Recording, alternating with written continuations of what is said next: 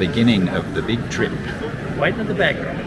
We arrived at Melbourne Airport over 3 hours before our departure time, so the automated check-in facilities weren't open, but it wasn't too long before we were able to drop our bags and head to a pay-per-use lounge in the international terminal. Entering the house by Aspire. So we are enjoying the House Lounge at Melbourne Airport. Now, we did pay $75 each to come in here, which may seem excessive, but we find that if we have a few hours to wait at the airport and we have something to eat and a few drinks, well, we'll spend $30 or $40 anyway. So it's really not too much more. And it's really quite a relaxing, lovely environment. It's high up above the tarmac. You get to see the aircraft movements, although it's night at the moment, so you can't see too much. Not very busy at all. It was the Etihad Lounge, and it still is the Etihad Lounge, but it's also now open to paying guests as well, and I think it's used by a couple of other airlines. China Airlines, I think, use it. But we paid $75, which entitles us to unlimited drinks from the bar. There's an a la carte menu, and it only entitled us to one dish from the a la carte menu, which, to be honest, is a bit stingy. There's a small buffet of some salads and a few other bits and pieces. Nothing too extensive, but a few dishes in the bain-maries. But it's quite a pleasant, peaceful environment and a nice way to kill a couple of hours at Melbourne Airport. Stuart's just downloaded Google Translate and is fascinated. So starting with a little salad there, Stuart. Got to stay healthy, James. After a hard day at work. Correct.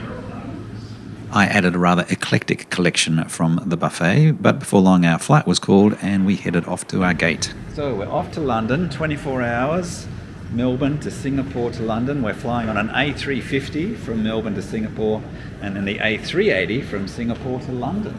I'm looking forward to it, AC. It's been a while. Yes, and we're very ready for this holiday. We've both had long, tough weeks. So 5 weeks away. Planes, trains and cruise ships. Yep. And automobiles. Anyway, we'll see how we go. Here we go. Here's the hurly-burly boarding gate 20 at Melbourne Airport at 11 p.m. Normally I would be curled up on the couch asleep. Well, actually, normally I'd be in bed. Yeah. So this is a late night for us.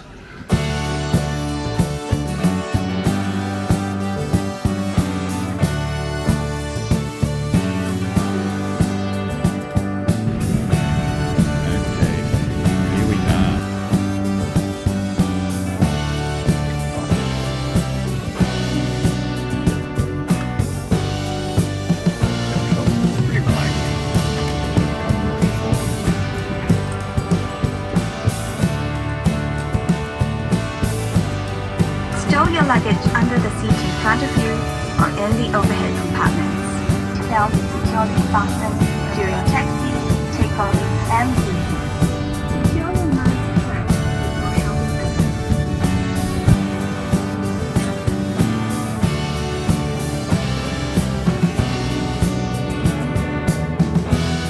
Our flight left at 5 minutes to midnight, and not long after, the crew came through serving dinner. So Singapore Airlines seem to definitely have upped their game with the premium economy meal presentation.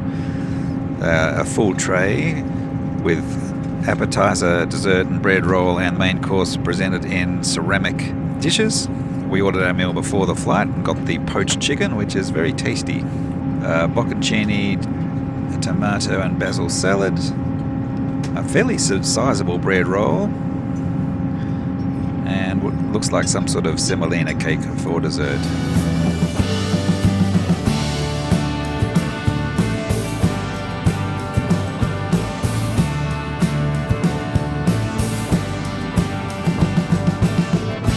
The seats have these individual reading lights and USB power sockets. You're provided with a blanket and a pillow, and in combination with the leg rest and the reasonable recline, it's possible to get into a decent position so you can get some sleep or at least some rest for the long flight through to Singapore.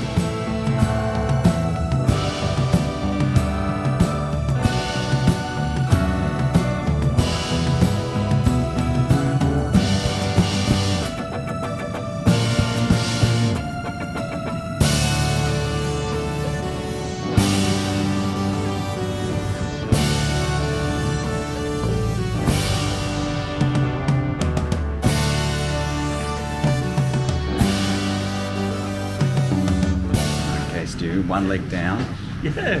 7 hours down. It was not too bad. I slept on the plane. That's Yeah, good. you slept a lot. I didn't sleep much.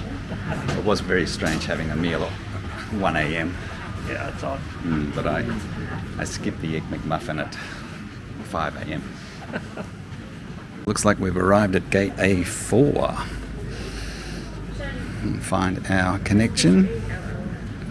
Okay, 3 hours to kill Yeah. Oh, at Singapore Changi, but of all airports to kill 3 hours, this is, it is. It's a great place to do it in. yeah. It's nice. I like it. Mind you, not a lot open at 5 a.m, but that's fine. It's good to just stretch the legs between flights. I might find a coffee somewhere though. I think will be my first port of call. So here we are at Singapore Changi Airport. We've got 3 hours to kill between our flight from Melbourne before departing on our flight to London Heathrow. We've grabbed a coffee from Hudson Coffee over there. Found a nice place to sit beside a bubbling stream in Terminal 3. Good flight up from Melbourne. It was a bit strange having the meal at 1 a.m. I probably should have just slept through it, but there was a small second meal service, a snack service. I didn't partake of it, but it was an egg and bacon roll or something like that.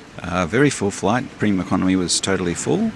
And it was notable that when the seatbelt sign went on, when we hit a little bit of turbulence as we approached Singapore, the staff were very, very diligent in making sure people sat down. So not a lot to see on a nighttime flight. We left at night and arrived at night. So most of the blogging on this journey will be from the Singapore to London flight, which should all be in the daytime because we are flying west and we leave at about 9 a.m. So the sun should be chasing us the whole way. We arrive into London at about 3 p.m. in the afternoon. After a 3-hour transit, Stuart, we are now ready to board our flight to London Heathrow. First time I've ever flown Singapore to London. I've flown Hong Kong to London and Dubai to London and New York to London, but never the traditional kangaroo route, Melbourne, Singapore, London. First time for everything. And are we flying business class, James? No, unfortunately we're flying premium economy. Didn't I mention that? It would seem to be a busy flight. A380, so a lot of people.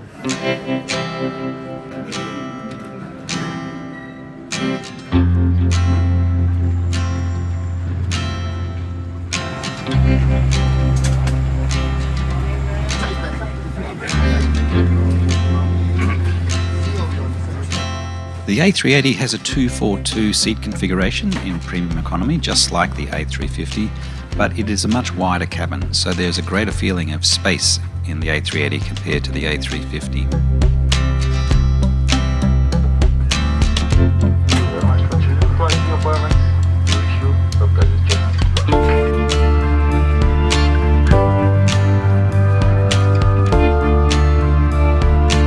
There's a universal power adapter and several USB points.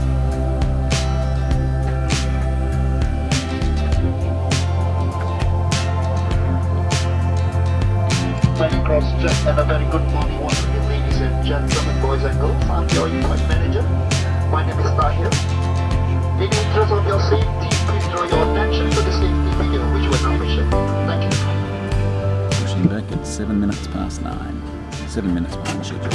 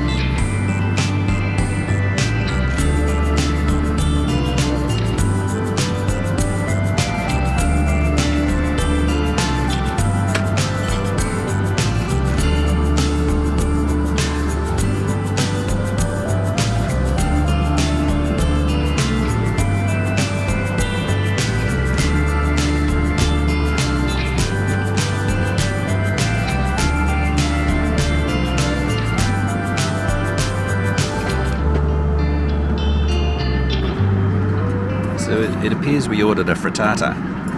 This breakfast looks really good, and I think better than the one from Australia. Just the fruit looks really nice. Certainly better than anything Qantas dishes up. Okay, Stuart. So were you impressed with the breakfast served here in Singapore Airlines Premium Economy? It was magnificent. I loved it. Yeah, it was really good. Fresh fruit, lovely. Hot breakfast, really good. Croissant, hot, lovely. It was really good. Yes, definitely. They've definitely stepped up their game since we last flew Premium Economy with Singapore Airlines. About 3 hours into the flight now. The captain put on the fasten seatbelt sign for about an hour as we passed over the Bay of Bengal. There wasn't much turbulence, but I think it's a precautionary measure given the incident that happened a month or so ago when quite a few people were injured because of unexpected turbulence.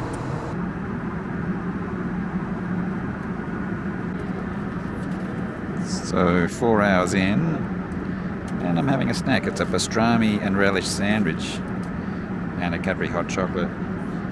And Stuart ordered fruit, and he got a banana. So it's not exactly fruit salad, is it? No, to be honest, I thought it was like... Going to be a little bowl of cut-up fruit? Mixed berries or something. Yeah. We got a banana. Still, it's a good snack. Healthier than what I've got, no doubt. Being a daytime flight, we were able to enjoy the scenery as we passed over Afghanistan and up into Tajikistan. It was notable that we took quite a few turns in the route, undoubtedly to avoid areas of geopolitical trouble.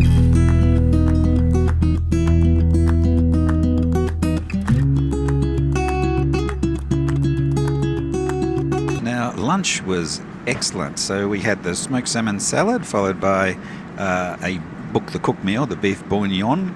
They actually forgot that we ordered the meal, so they offered us the standard choice, which is pork fricassee with lentils or Thai braised beef noodles. But unfortunately, I had a printout of what we'd ordered, so they brought us our special meal, the beef bourguignon, which was lovely. And then after that, there was a chocolate orange cake for dessert, and cheese and crackers, and a small chocolate.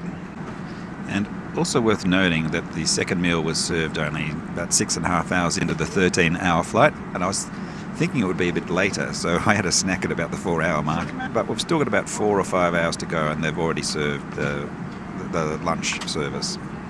In the menu it says dinner, but they referred to it as lunch when they served it to us. Singapore Airlines has an extensive in-flight entertainment menu, including these ABBA clips. But I've done a lot of flights on Singapore Airlines over the last few months, so I'd seen a lot of the choices. So I bring my own entertainment on my iPad.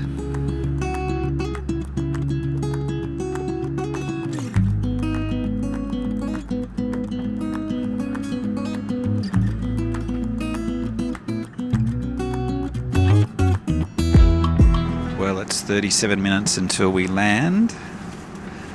13 hours into the flight. I have to say I'm pretty tired.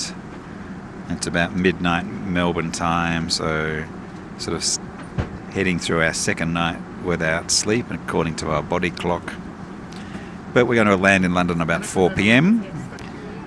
and hopefully get to our hotel maybe between 6 and 7 p.m. We'll see how we go. But on the whole, a pretty good flight. No turbulence, nice smooth flying.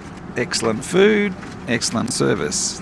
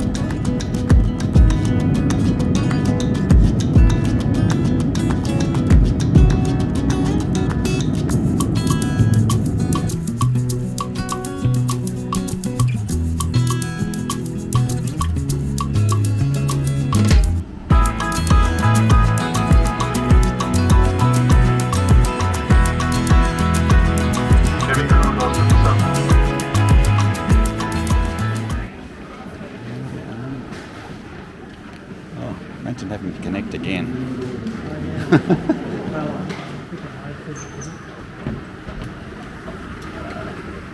From Melbourne.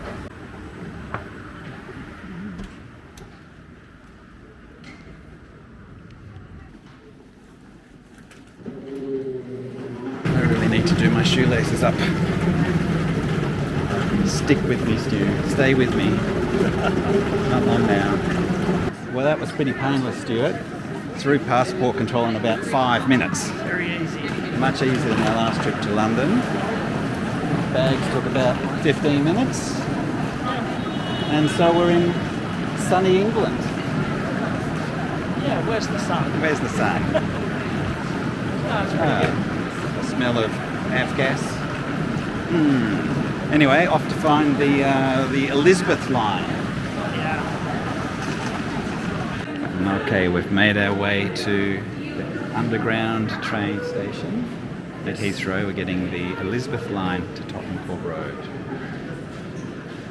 So far, so good.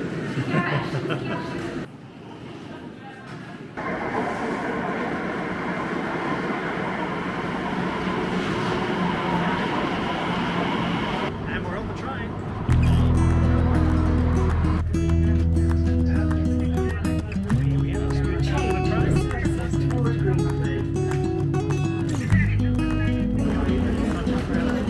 Yeah.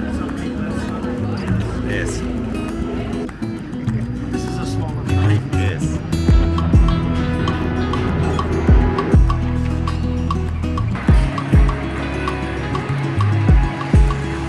Well, we've made it. It is currently 3:10 in the morning, Sunday morning in Melbourne. We left at 7:30 p.m. on Friday night. So gosh, what's that? That's 8:24. That's 32 hours. 32 hours in transit. And we've finally arrived to a classic London hotel. I was going to say, this is our luxury London This is hotel. a London hotel. It's Can't swing a cat, as they say. It's about 6 inches to get around the bed. Yes, it's a Radisson blue, you know, decent brand, but I guess tiny. Oh, gosh, look at those windows. Charles Dickens would be proud. Thus endeth day one, or day 1.5 of the 2024 Great European Trip. Extravaganza. Yes. Yeah. Yes. Okay, signing out. If you'd like to see more videos following our 5-week journey through Europe, please like and subscribe.